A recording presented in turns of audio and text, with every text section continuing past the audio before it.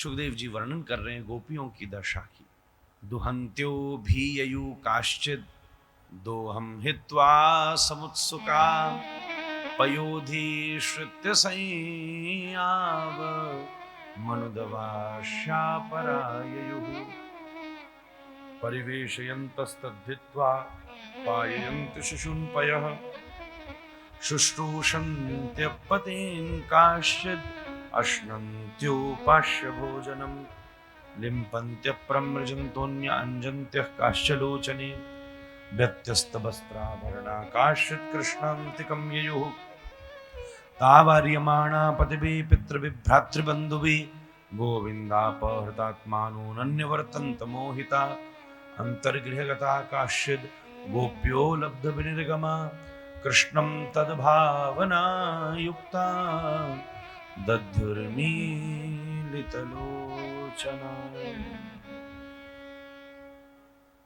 महाराज, इस प्रकार गोपियां अलग अलग जगह से दौड़ी हैं। ये वर्ग हैं, गोपी नहीं है, गोपियों के वर्ग हैं। ये दुहंत्यो भी काश्चिद, ये श्रुति रूपा गोपी है, साधन सिद्धा है।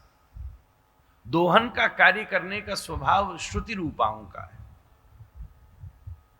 बेटी बेटी गैया का दूध काट रही है। कोई कहता है रात, घोर रात्रि में कृष्ण ने बंसी बजाई। रात में 12 बजे कौन दूध काटता है बताओ? रास कालाबद्ध नहीं है, कालातीत है, इसलिए उसको किसी समय में भी आबद्ध। कौन 12 बजे दूध काटे रात में? गैया काट देगी, मोहरा पे देगी एक महाराज, बने वो दूध जब तक काढ़ोगे कौन काढ़ेगी? वही यहाँ कह रहे दुहंत्यो भी ये काश्य और दोहम हित्वा, कौन करेगा? गौआ गैया परेशान कर रात में 12 बजे, ऐसी थोड़ी ना। तो यहां दो विचार कहे हैं। एक विचार तो ये है कि श्री कृष्ण की प्रतीक्षा के लिए बिलक बिलक अभिनय कर रही है, दोहन का कार्य नहीं कर रही है, पर दोहन कार्य का बहाना बना के श्याम सुंदर की प्रतीक्षा कर रही है। घर वालों को यह कहा है कि हमने एक दूध काट रहे हैं, और दूध काटते काटते गैया के कान में कह रही है, अरे गैया तू तो ठाकुर जी की कितनी प्रिया है। शास्त्रों में लिखी है कि गैया के कान से ठाकुर जी सुनते हैं। ध्यान से सुनना, गैया के कान से ठाकुर जी सुनते हैं और संत के मुख से ठाकुर जी बोलते हैं। विप्र के मुख से गोपाल ब्राह्मणों से मुख मासित बाहु राजन्य कृतः।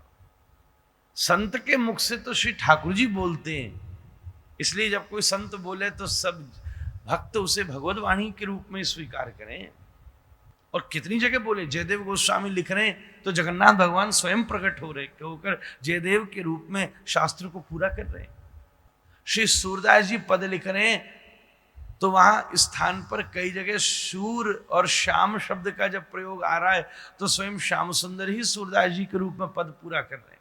इसलिए संत तो भगवान के मुख हैं।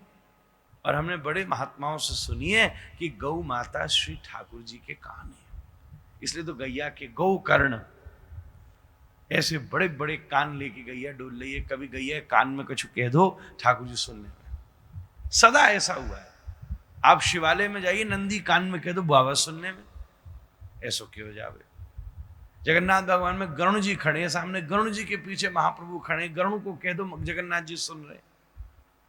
ऐसे ही श्री श्याम सुंदर गैया को कछु कह दो, गैया वह बात को अपने दूध में घोल के ठाकुर जी को कह देवे तो ठाकुर जी को ऋण चढ़ जावे। ओहो, या गैया ने दूध पिवाया मुकू, या कि कौन सी बात हम पूरी करें।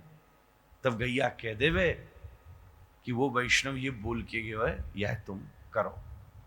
तो दूध काटती काटती वो गोपी कह रही है, एरी मैया ये तो मैं बहाना कर रही हूं, दूध ना काट दो।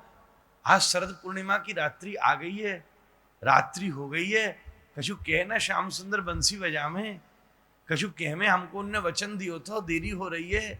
मैंने वो हमें बोले थे कि पूनों की रात में हम तुमको बुला के तुम्हारी कामना पूरी करेंगे, तुम पे कृपा करेंगे। आज वो दिन आए गयो है, क्यों नहीं आ रहे हैं, क्यों नहीं आ रहे हैं। ऐसी बहाना बनाए के दूध काट रही है। दूध काटना उद्देश्य नहीं है, वो बहाने से श्याम सुंदर की प्रतीक्षा कर रही है। एक तो ये भाव है, और दूसरा भाव ये है कि भैया रास कालाबद्ध नहीं है। ये कालातीत लीला है, ये हमारे प्रत्येक काल में ब्रज गोपिकाएं उस रस का आस्वादन कर रही हैं, इसलिए दूध काट रही हैं।